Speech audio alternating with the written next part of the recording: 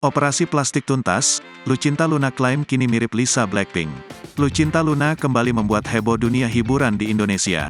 Kali ini, Lucinta Luna muncul dengan penampilan barunya usai melakukan operasi plastik. Sempat ingin jadi mirip Jennie Blackpink, kini transgender itu ubah penampilan jadi mirip Lisa Blackpink.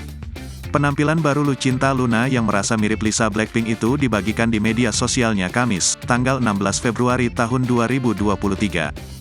Dalam videonya, terlihat hidung baru Lucinta Luna. Wujud baru, senggol neh bos, tulis Lucinta Luna. Di unggahan lainnya, Lucinta Luna berfoto dengan seorang pria bule. Ia pun merasa mirip dengan Lisa Blackpink usai jalani operasi.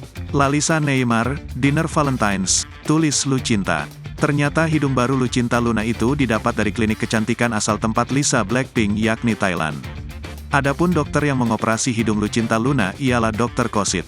Wanita yang pernah berstatus narapidana narkoba itu pun merasa bangga dengan hidungnya yang menurutnya membuatnya menjadi wanita tercantik di dunia.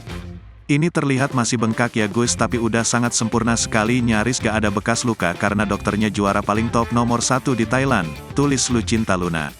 Sebelumnya Lucinta Luna sendiri sempat mengoperasi total wajahnya. Ia mengaku ingin menjadi Jennie Blackpink.